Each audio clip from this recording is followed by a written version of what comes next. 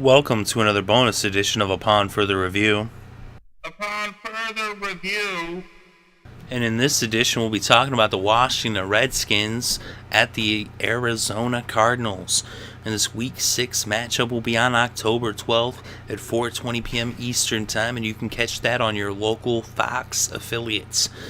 The Redskins are 1-4, and the Cardinals are 3-1. As the Redskins have only won one game, and the Cardinals have only lost one game.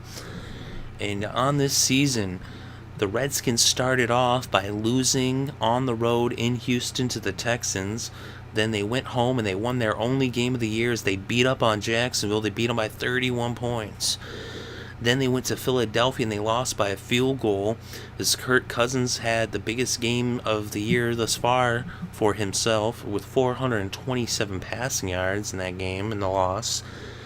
Then they lost 2 straight games at home, first to the Giants and then to the Seahawks. They got beat up on by the Giants, and then they actually lost by just 10 points to the Seahawks, even though it could have been a lot more.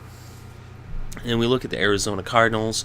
The Cardinals started off the season 3-0. They were one of 2 undefeated teams heading into Week 5 last week, but they lost, and both teams did. The Bengals also lost. They lost to the Denver Broncos in Denver, and they got beat up on. It was a close game for a little bit, but then Denver ran away with it. And in that game, even, Carson Palmer has only played one full game this year, and that was in Week 1, and Drew Stanton had taken over, and he left that Denver game with a concussion, and Logan Thomas ended up having to come in. So we don't even know who's going to be the starter in Week 6, but those first 3 games, they beat San Diego at home in Arizona, then they went to New York and beat the Giants, then they beat the Niners in Arizona before the bye week, and as we said, they lost in Denver to the Broncos, and now they host the Redskins. But as I said, the question mark is who's going to be under center. Carson Palmer is coming along. He's looking, like he's going to be returning soon, but they don't know. Is it going to be this week?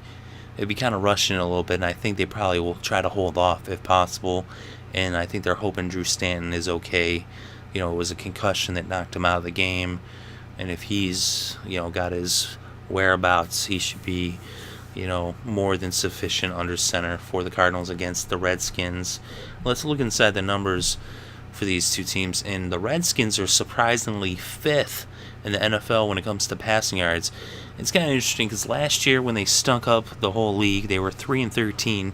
They're actually one of the top 5 rushing teams with Alfred Morris. Alfred Morris was tearing it up last year. Now this year they're 5th in passing offense. Partly Kirk Cousins puts up some inflated numbers at times, at 427 passing yards against the Eagles. The Cardinals, though, by contrast, they're 22nd in the league when it comes to passing yards.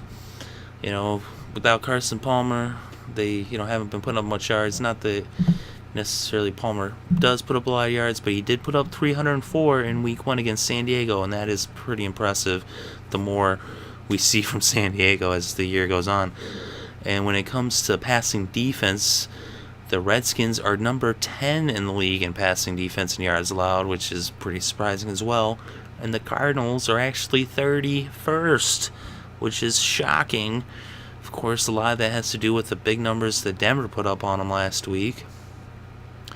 But still, with Patrick Peterson, you wouldn't think that they would let up so many passing yards.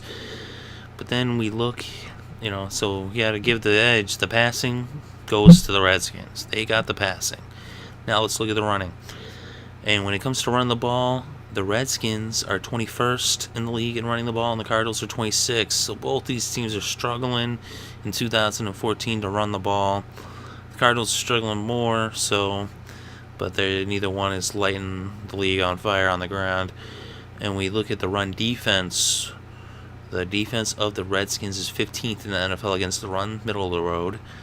But the Cardinals, they're top 5. They are number 5 in the NFL against the run, so they can stop the run. Not that there's going to be much of a run against the Redskins, but the edge when it comes to the ground game goes to the Cardinals.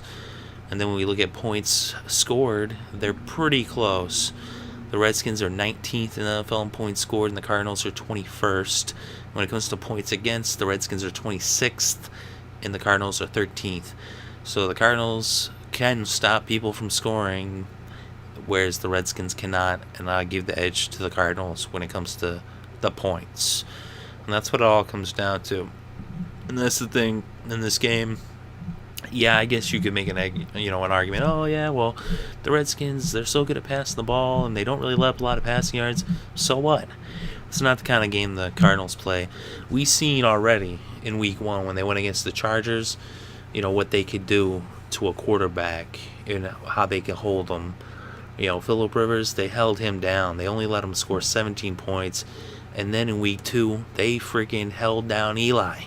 And people, at that time weren't really like, oh yeah, Eli, he's up and down, right?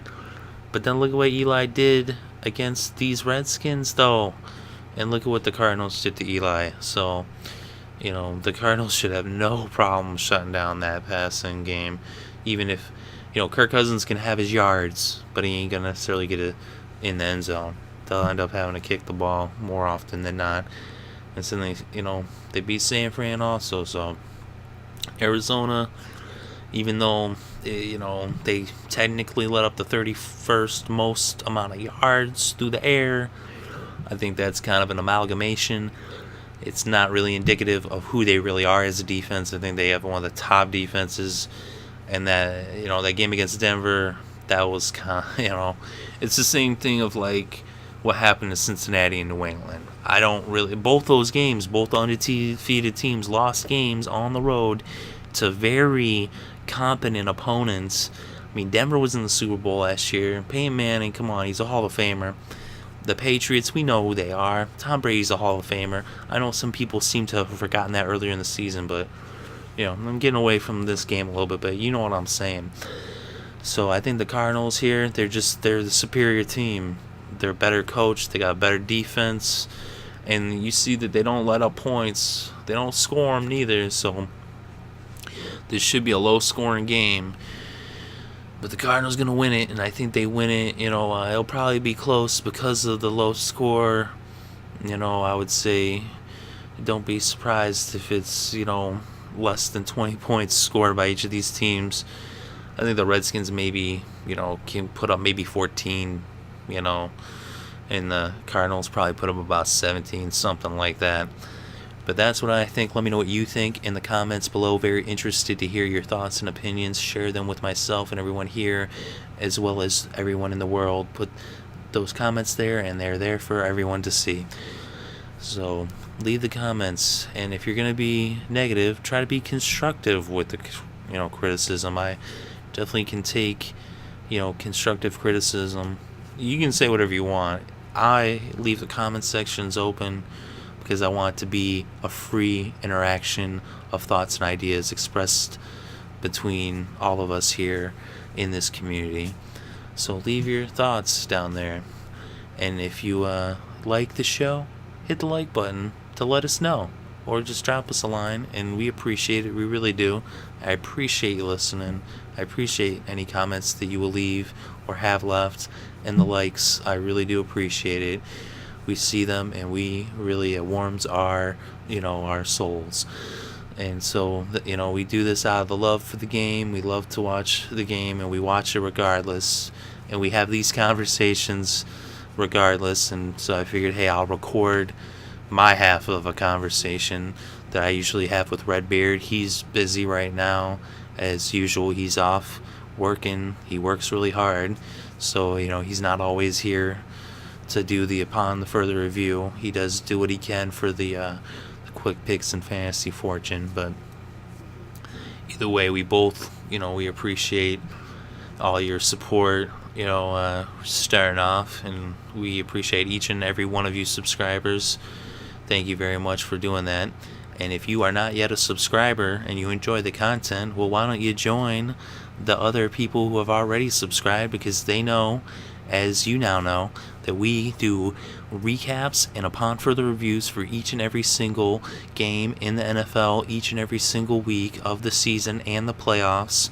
We also do our weekly show, The Wedge, each and every single week, where we do quick picks, fantasy fortune, fantasy football picks. We do a weekly rewind of the week that was, and we do the Upon Further Review for the Thursday night game on that show. We also put that up separately as well, and we cover the baseball playoffs all the way through the World Series. We're covering college football, especially when the college playoffs happen, and select games leading up until then. So keep an eye out for all of that. Once again, thank you very much for listening. It is greatly appreciated. I hope you're having a great day and a great weekend, and enjoy all of the sports.